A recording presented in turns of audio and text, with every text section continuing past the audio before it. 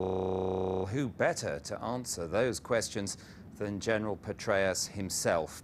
He'll soon take charge of Central Command, running American military operations across the whole Middle East, Afghanistan and Pakistan.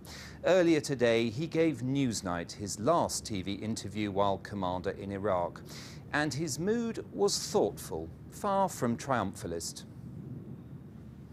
General, thinking back to late 2006, some very dire views being expressed by officials in Washington that the violence in Iraq was spiralling out of control. Was the US staring failure in the face? Well, the situation was very dire. I don't know how you can explain or describe a case in which there are 55 dead bodies every 24 hours in Baghdad, in the nation's capital, just from sectarian violence. That doesn't include other forms of violent death. So the violence was horrific. The fabric of society was literally being torn apart, and the situation, again, was very grave. When you took command, you brought a new tactical approach. You also, though, brought a whole lot more troops, the so-called surge. Was that, if you like, a condition almost of you accepting the command? Were you at liberty to say no if there weren't a whole lot more troops as part of the package? Well, it certainly didn't come to that. Again, this developed as an understanding that this is what we were going to do. It is something I certainly recommended very highly in all 5 brigades and flowing them as rapidly as possible, plus 2 Marine battalions and a Marine Expeditionary Unit. But then the other pieces of this were equally important and perhaps more important. And one is, again, the focus on security of the population, that if the situation is one that we can't handle, then certainly the Iraqi security forces couldn't handle. And Ghazaliyah was the first place that we put a joint security station. Again, you can't secure the people if you don't live with them. And they will not help you until they know that you're going to hang in there with them. And then all of a sudden, within a week in some cases, they start to provide intelligence about the weapons caches, about impending attacks.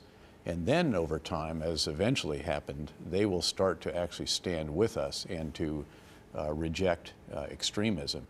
When you said that you wanted the troops to live among the people in these combat outposts, as they were called at first, these bases right in the neighborhoods, did you find people questioning you, saying, we're going to get a truck bomb in there, we're going to lose soldiers the minute we do that, questioning the wisdom of... There was some questioning. Again, I think most of our commanders very much embraced it. They understood counterinsurgency. Several had been, also had been in Iraq before, had gone through this process in the institutional army, if you will, of a new doctrinal manual with changes to the education of our commissioned, non-commissioned, and warrant officer leaders, a complete overhaul of the preparation training that units went through before they came to Iraq, the collection of lessons learned, and all the rest of this. So again, everyone recognized that you can't secure the population of Ghazaliyah or Dora from Camp Liberty or Fob Falcon.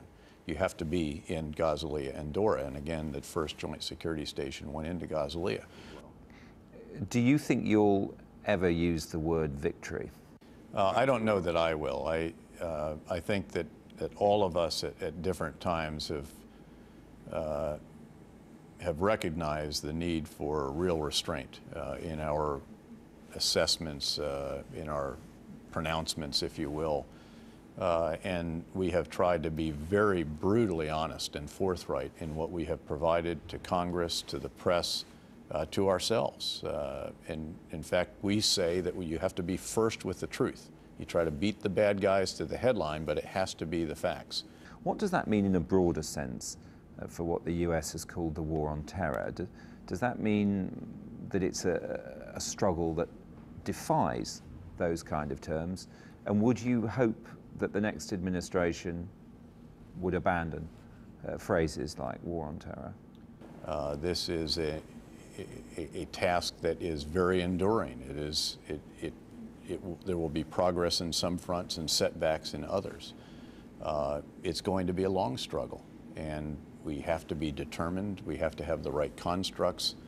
We have to have measured expectations, realistic. 1 year ago, exactly, you were asked by Senator Warner in the Armed Services Committee whether what you were doing here made America safer. You said various things in reply, but at one point you said, "I don't know." Do you still feel that way? Do you feel that what you've done? I don't actually. And what I did in fact state was we are involved in a hugely important endeavor in Iraq. It's important not just to Iraq, the region, but to the United States and the world. It is part of the struggle against global extremism. The central front of that struggle, as announced by al-Qaeda senior leadership, was and still, we think, still is Iraq, although there may be an assessment going on by them, despite Zawahiri saying that the jihad in Iraq is going well, which is very disingenuous, as we know that he knows that it is going poorly. Do you see now the President's announcement this week rebalancing slightly troop numbers between here and Afghanistan as heralding a new trend, possibly even a surge, to use that word, in Afghanistan, a shift of focus? I mean, there's no question but that the trends have not gone in the right direction in Afghanistan, that there have been challenges emerging, particularly this year, that are serious and have to be dealt with. And certainly the direction of forces, some of which would have come here, is in fact an answer in part to the challenges in Afghanistan. When you say the trends have not gone in the right direction in Afghanistan, is that a euphemism for the US, NATO now staring failure in the face in Afghanistan? I don't know if I'd go quite to that level again of rhetoric. Again, we're a little bit more. But certainly, again, the Afghanistan has emerged as very, very difficult this year. It was more difficult last year than the previous year and so forth. And so the trends are, again, are in the wrong direction. Now, that is precisely one of the principal things you'll be doing in your new job at Central Command. Will you take risks in that sense with the gains you've made here in terms of shifting resources and focus to Afghanistan, Pakistan? Well, clearly one of the goals of the future CENTCOM commander has to be to sustain the momentum, to safeguard the gains, to use your terms, in Iraq, and indeed to build on them, because you see progress in a host of other areas than just the security arena now. You see it in the political arena, despite all of the challenges, friction, emotions, again, over the crisis of the day. They had quite a good legislative season here in Iraq.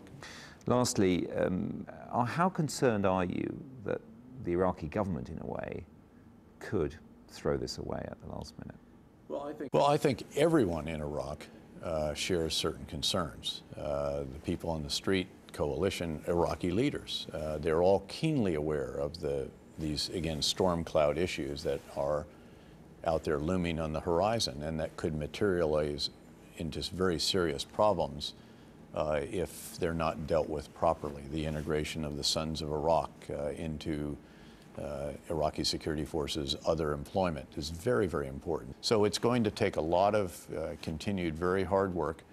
But I think the bottom line is that when I took command on 10 February 2007, as part of my remarks, I said that Iraq is hard but not hopeless. I think Iraq now is still hard, but perhaps hopeful.